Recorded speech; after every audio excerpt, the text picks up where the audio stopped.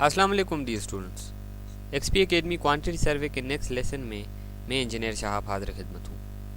D students, आज का हमारा टॉपिक है एनालिसिस ऑफ रेट्स। आज के एनालिसिस में हम आरसीसी और पीसीसी वर्क के लिए क्वांटिटीज़ मालूम करेंगे। So let's start. D students, सबसे पहले हम अपने टॉपिक का नाम लिखेंगे। सो आज का जो हमारा टॉपिक है वो है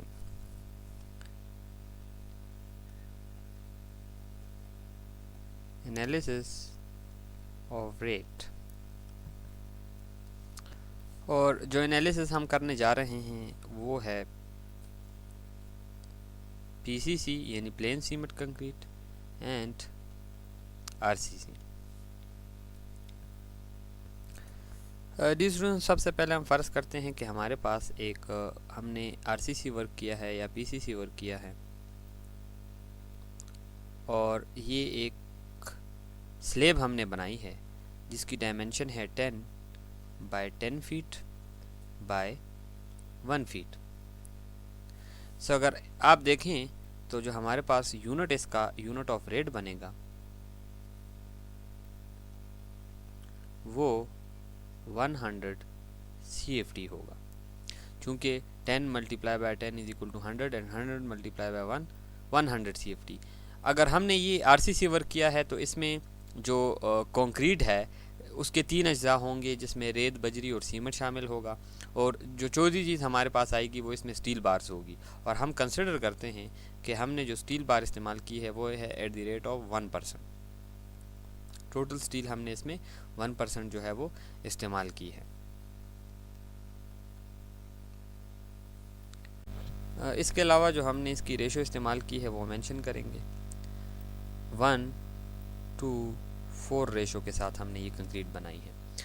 अब ये जब हम इसको शेड्यूल ऑफ रेट में इसको लिखेंगे तो इसकी जो स्पेसिफिकेशन होगी वो प्लेन सीमेंट कंक्रीट विद 1:2:4 जिसकी क्वांटिटी है 100 CFT।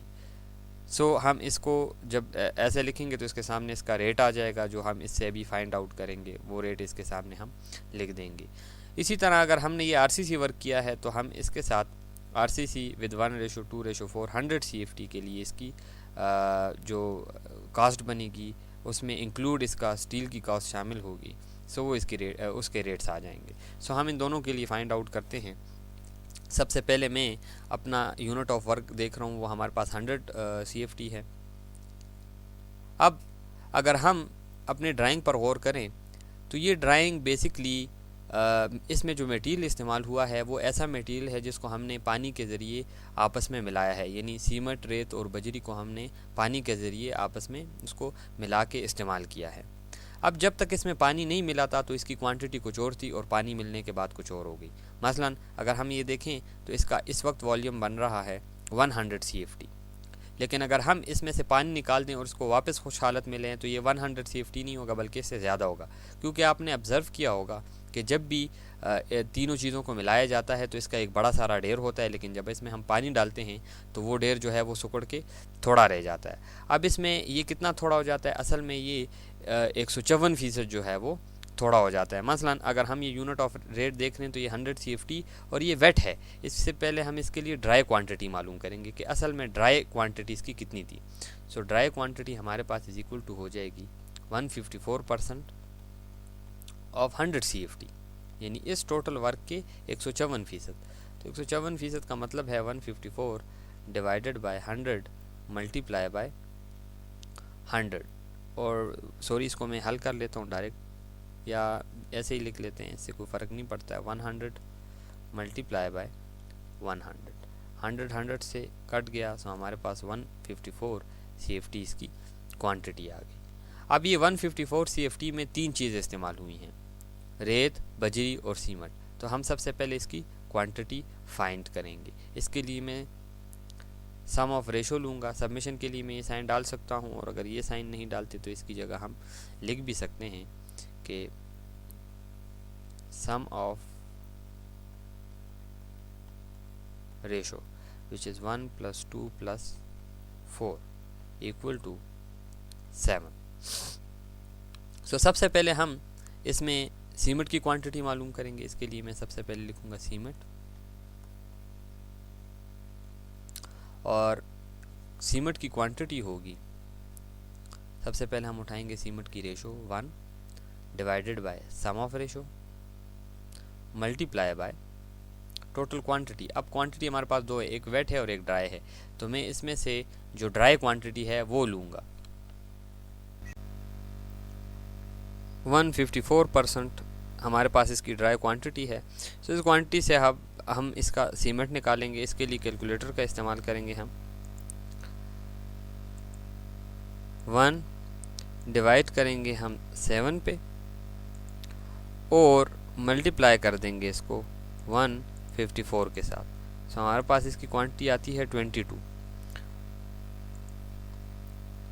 टोटल क्वांटिटी हमारे पास इसकी आ गई 22 CFT। अब हम बाज़ार से जब सीमेंट परचेज करेंगे तो हम बैग्स में करेंगे, तो इन बैग्स हम इसके साथ लिख देंगे 22 डिवाइडेड बाय 1.25, और ये मैं पहले बता चुका हूँ कि 1.25 CFT एक बैग का वॉल्यूम है। एक बैग के वॉल्यूम को टोटल वॉल्यूम पे डिवाइड करेंगे तो नंबर ऑफ बैग्स आ जाएंगे। सो 22 को डिवाइड कर दूंगा 1.25 which is equal to 17.6। So bags हमारे पास आ जाएंगे 17.6 बैग्स। इसी तरह इसके बाद जो हमारे पास नेक्स्ट पर्टिकुलर है वो है सेंड। सो सेंड के लिए मैं क्वांटिटी मालूम करूँगा और इसके लिए मैं सेंड की जो रेशो है वो उठाऊँगा। सेंड की रेशो हमारे पास 2 है। 2 इसको डिवाइड करूँगा सम ऑफ रेशो पर। सम ऑफ रेशो हमारे पास 7 है। 7 के ऊपर डिवाइड कर देंगे और फिर मल्टीप्लाई करूँगा इसको, जो हमारे पास ड्राई क्वांटिटी है 154। सो 154 CFT के साथ जब मैं इसको मल्टीप्लाई करूँगा तो हमारे पास आंसर आएगा इसका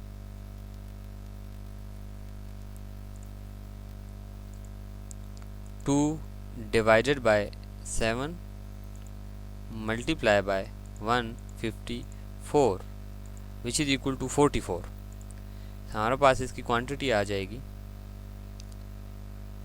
54 CFT। इसी तरह हमारे पास इसमें जो तीसरी चीज़ इस्तेमाल हुई है वो है एग्रीगेट्स।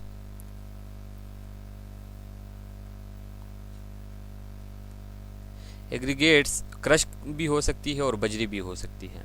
सो इसकी क्वांटिटी मालूम करने के लिए मैं इसकी रेशो उठाऊंगा विच इज़ 4 और डिवाइड कर दूंगा सम ऑफ रेशो पे, मल्टीप्लाई करूंगा टोटल क्वांटिटी के साथ which is 154 CFT।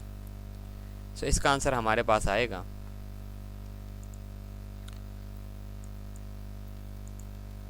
4 divided by 7 multiply by 154 which is equal to 88।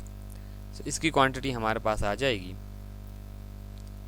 88 CFT, और इसको हम बाज़ार से CFT के यूनिट में ही परचेज़ करते हैं, यानी इसका वॉल्यूम ही हम परचेज़ करते हैं। सो इस तरह हमारे पास जो नेक्स्ट पर्टिकुलर है तीसरा एग्रीगेट वो भी आ जाता है। अब ये PCC की सूरत में ये 3 अज्जा होंगे, लेकिन अगर हम RCC वर्क कर रहे हैं और 1% स्टील भी इस्तेमाल कर लें तो फिर चौथे नंबर पे हमारे पास जो पर्टिकुलर होगा वो होगा स्टील,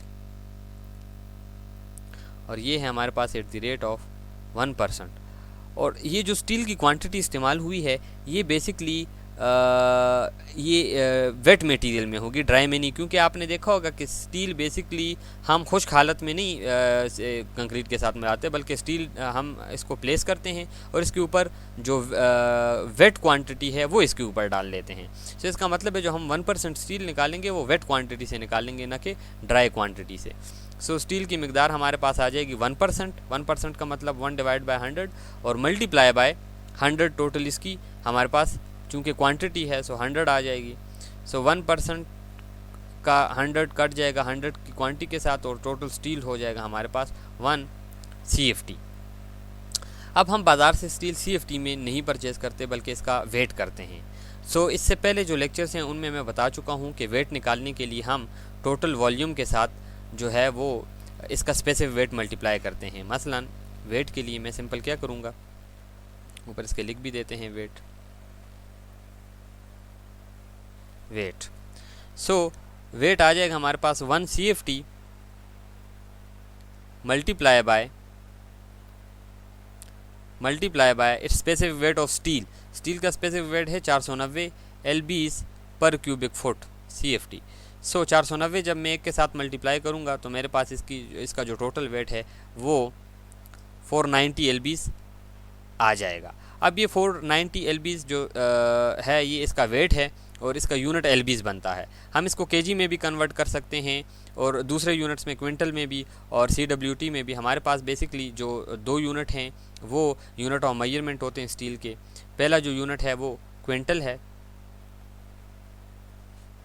और दूसरा जो है वो CWT है। और अमूमन स्टील को CWT में नापा जाता है। CWT बेसिकली हमें पता होना चाहिए कि 1 CWT इज़ इक्वल टू होता है 112 LBs के, और इसी तरह ये आल्सो इज़ इक्वल टू है 50 kgs के, यानी एक CWT में 50 kgs और 112 LBs होते हैं। सो हम अगर LBs से CWT में जाते हैं तो मैं सिंपल 490 को डिवाइड कर दूंगा 112 पे। सो मेरे पास इसका वेट CWT में आ जाएगा। आप देख सकते हैं मैं सिंपल इसको 490 LBs divided by 112 which is equal to 4.375 CWT इसका वेट आ जाएगा। तो मैं इसका लिख लूँगा 4.375 CWT। और ये CWT मुहफ़्फ़ है, इसका मैं एब्रीवेशन भी लिख लेता हूँ। CWT Centrum wait. सो ये हमारे पास सेंट्रम वेट है, CWT मुहफ़्फ़ है। सो इस तरह हमारे पास चारों अज्जा की जो क्वांटिटीज़ हैं वो मालूम हो जाती है। सबसे पहला जो जुज़ है वो हमारे पास सीमेंट है, इसके बाद सैंड है, फिर एग्रीगेट्स, और चौथे नंबर पे हमारे पास इसका स्टील का वेट आ जाता है। सो ये चारों चीज़ें अगर हमें इसके रेट्स पता हों तो हम इनसे टोटल इसकी कास्ट मालूम कर सकते हैं। यानी जब हमारे पास 100 CFT यानी इतनी कंक्रीट होगी तो अगर RCC है तो उसका क्या रेट होगा, और अगर PCC है तो उसका क्या रेट होगा। सो मुझे उम्मीद है डियर स्टूडेंट्स कि आज आपको ये लेसन समझ में आ गया होगा। नेक्स्ट लेसन में इंशाल्लाह नए टॉपिक के साथ हाज़िर होंगे। तब तक के लिए इजाज़त चाहता हूँ। अल्लाह हाफ़िज़।